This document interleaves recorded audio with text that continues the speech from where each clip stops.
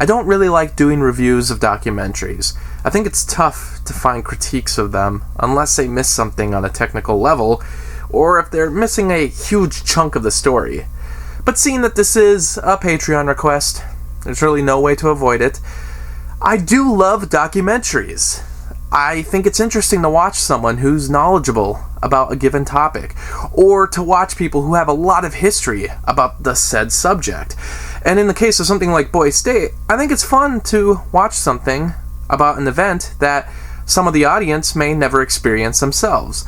It's been on Apple TV Plus for a while. It was a big pull for the streaming networks, so let's finally talk about this direct-to-streaming documentary.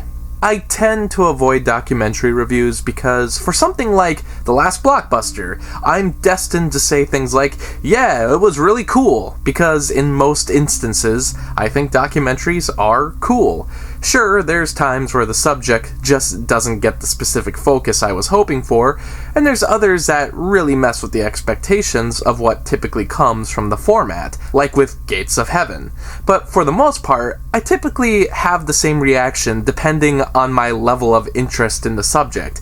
Nowadays, there's such a plethora of these, it's hard to dig for the better ones, and when it comes to those that deal directly with politics, like a Michael Moore documentary, it's kind of hard to look at it without a biased opinion.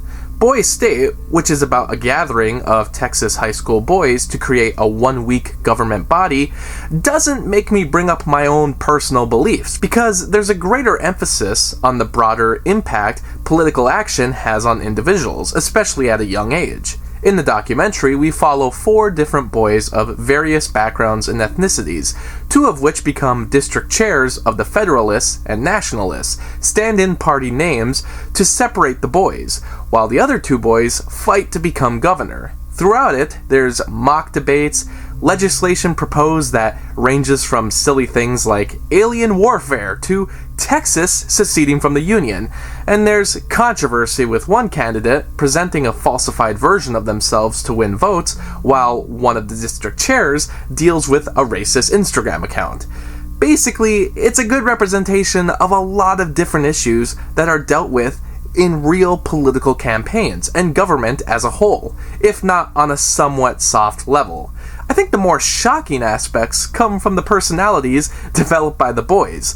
I'm only 25, but looking at these soon-to-be high school seniors having the opinions that they evoke sometimes shocks me, either because of the absolute genericness of the personas, or because it takes me back to a time when everyone spoke whatever political language their parents taught them. In fact, there's a time where one individual actually tries to challenge someone on their beliefs, coming to the conclusion that this person doesn't really have a formulated opinion, but just takes whatever talking points they were told to agree with.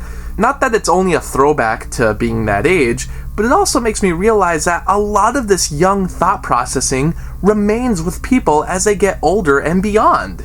I'm not sure how this compares to A Girl State, which would be a great follow-up documentary, but from what I've read in personal accounts, it doesn't seem nearly as rambunctious as it does here. There's a lot of yelling and chanting, but then again, it's not too uncommon for this to happen once people do reach political office. There's a lot of chanting, there's a lot of yelling going on during government meetings. I truly think there's a lot of immaturity and deflection that occurs in government bodies, more than I would have ever expected as a kid. And the real eye-opener is how a lot of this high school mentality ends up surviving in politicians and people in general later in life. I'm not sure why I figured this would become something like Lord of the Flies, at least a suburban version of it, but with people comparing it to a horror movie, I guess the real terror here is that a lot of these boys will be in control of our future, but that's not news to me.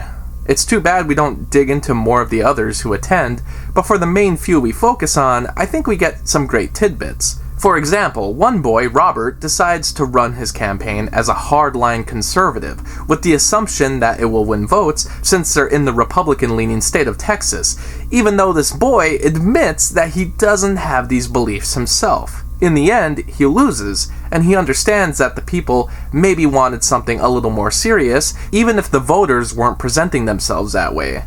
That seems to be the case in modern politics. With all the memes, jokes, and non-affiliation that a majority of Americans have, and yes, I said majority, I'm not talking about the few loud people on Twitter or Facebook that look like the majority, oftentimes these voters are still looking for a serious candidate with serious policy, even if the voter doesn't go to every caucus or watch every debate or go on social media about every belief that they have.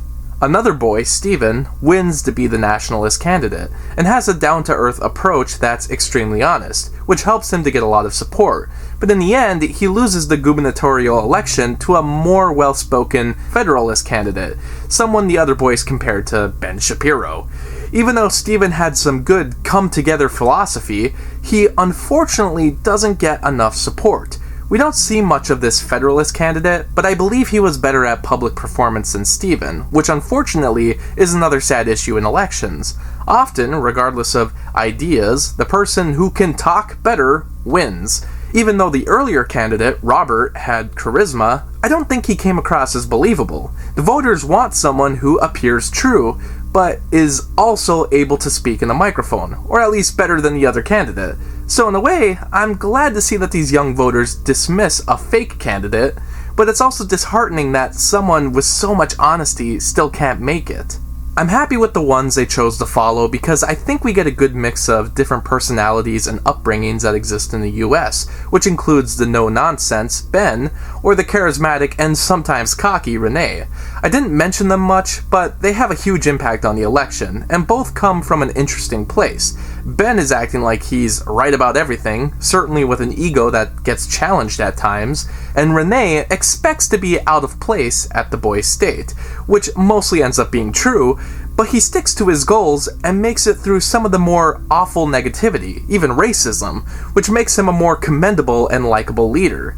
I wish we would have dug a little deeper into their histories, or perhaps look more into the other kids, but in the end, we get a young perspective at current issues and how that will play into their future ideas, how they handle campaigns and legislation, and how a lot of what people learn comes from a young adult age.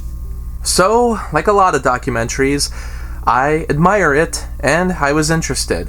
I think it's an important viewing for young people, and for those who either enjoy or are disillusioned by politics. However, like I said, I would be really interested in the other side of things. I really hope they do a follow-up documentary about the girls' state. Or I think it would be cool to go to other states to see how they do their boy state or girl state. Like Hawaii. I bet you Hawaii is wildly different from Texas. Or Minnesota, because I love Minnesota. Or Wyoming. I feel like there's not even too many people in Wyoming, so I think that'd be interesting. Or maybe we could find how a lot of these are similar to one another, which might even be more curious for the viewers. Thanks for watching the video, and special shout out to Anthony, Anna, Kirsten, Lucas, Ryan, and Robert for the support on Patreon. By joining my Patreon, you can get exclusive videos and blogs, and for only $7, you can request your own movie review. I hope you stick around, cinephile, and have a happy, productive day.